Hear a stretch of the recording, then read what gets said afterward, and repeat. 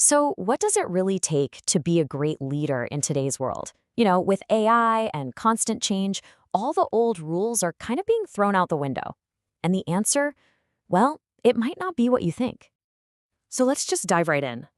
Is great leadership all about raw intelligence? Or is it about emotional connection? Or maybe it's that deep gut feeling, that instinct. We're going to break down all three of these to figure out what really matters most. And here's the thing.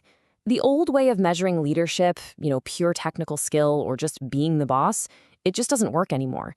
The challenges we're facing are way too complex and way too human for any one single trait to be the answer.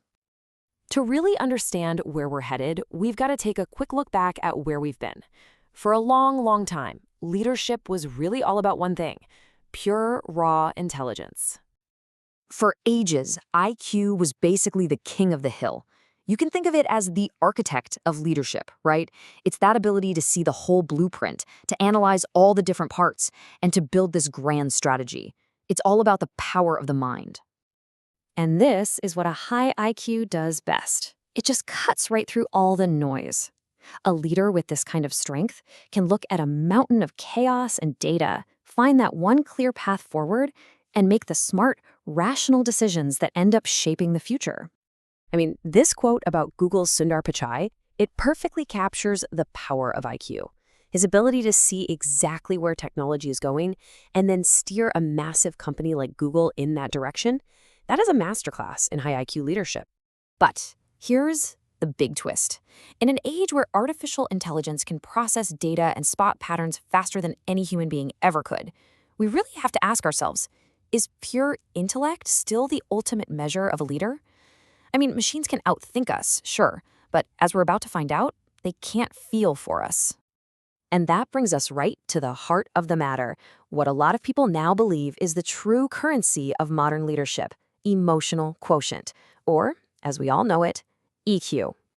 See, EQ isn't about numbers or big strategies. It's the lifeblood of human connection. It's the ability to be self-aware and, just as important, to empathize with and truly understand the people that you're trying to lead. It's leadership that comes from the heart. And hey, don't make the mistake of thinking EQ is just about being nice. It's not. It's a super practical tool for building trust, creating resilience in a team, and connecting people to a mission they actually believe in. It's the glue that holds incredible teams together.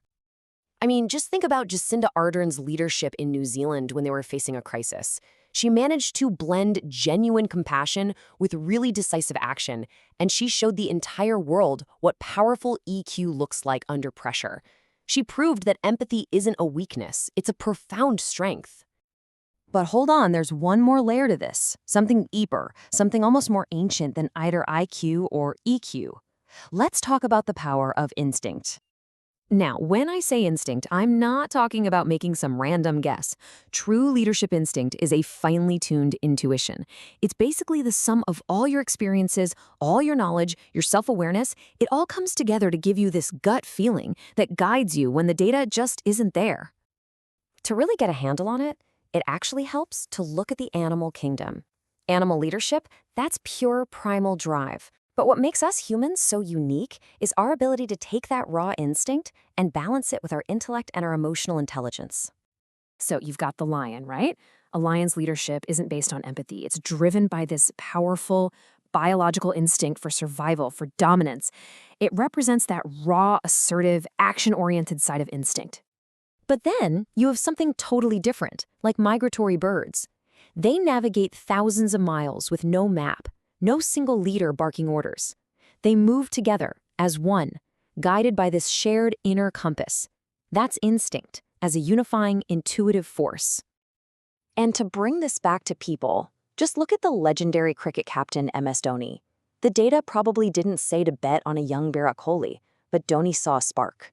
That was pure instinct, a leader's gut feeling about hidden potential that no one else could see yet. Okay, so we've got the mind, the heart, and the gut. What does all this actually mean for a modern leader? Well, let's pull it all together. So what's the big takeaway here? It's not a competition. It's not about being smart or empathetic or intuitive. The greatest leaders out there, they don't pick one. They find a way to harmonize all three.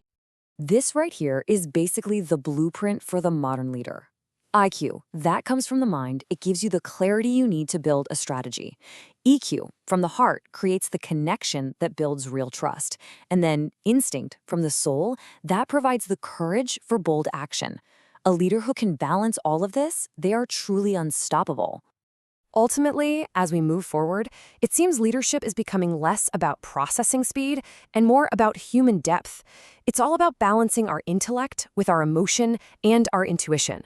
So the real question for all of us is, how can we start to cultivate all three to become the leaders our world really needs right now?